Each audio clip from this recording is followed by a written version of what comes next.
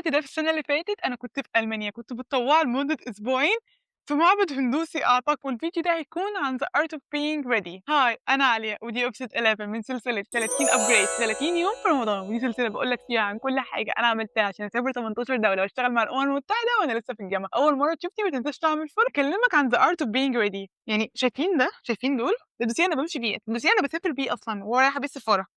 يعني ما ينفعش مثلًا تكون بتتفرّج على محتوى سفر وعايز تسافر وأنت أصلًا ما طلّعتش باسبور، ما طلّعتش باسبور الأخضر الجميل المصري أو whatever جنسيتك هنا I think إن أغلب الدول العربية أخضر، يعني بتعمل إيه؟ بجد بتعملوا إيه لو مش معاكم الباسبور؟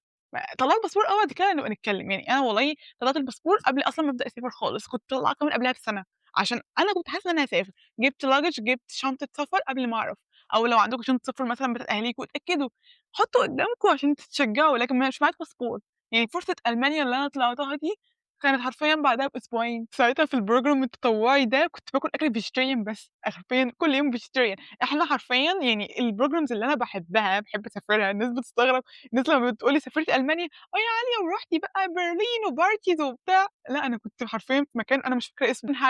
Oppenheider أنا مش فاكرة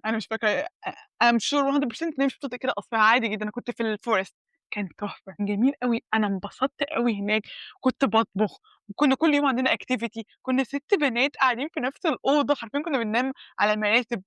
بس أنا كنت مبسوطة أوي، وكنت بانام كويس أوي، يعني أنا دلوقتي أنا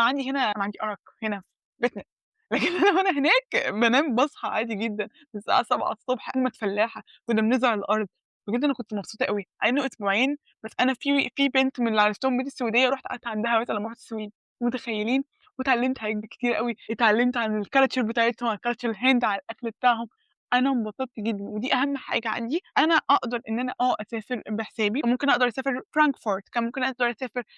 برلين، كان ممكن أقدر أسافر أي مدينة، بس أنا باختار ده، أنا باختار الyouth exchanges، باختار الvolunteering program، باختار حتى الconferences، أنا باحب أتكلم مع الناس، باحب أتكلم مع الlocals فعلًا، باحب أقعد معاهم، باحب أطوّر حتى لغتي، ده اللي أنا بافضّله، ده مش معناها إن أنت لو شخص مثلًا بتحب تسافر سياحة، أنا باعمل ده، يعني أنا بعد ما خلصت الprogram خدت حرفيًا 10 أيام ورُحت فرانكفورت، رُحت مدينة اسمها كاوتسوا لصاحبتي، رُحت برلين، عادي، وبعد كده عادي طيارتي الجميلة لمصر وامتحاناتِك يا عالية وجمالِك، لكن أنا باحب ده، عشان كده باحب أتكلم في فيديوهاتي، لكن مش مجبورين إن أنتم تعملوا نفس الحاجة، مش مجبورين إن أنتم تروحوا نفس الproject،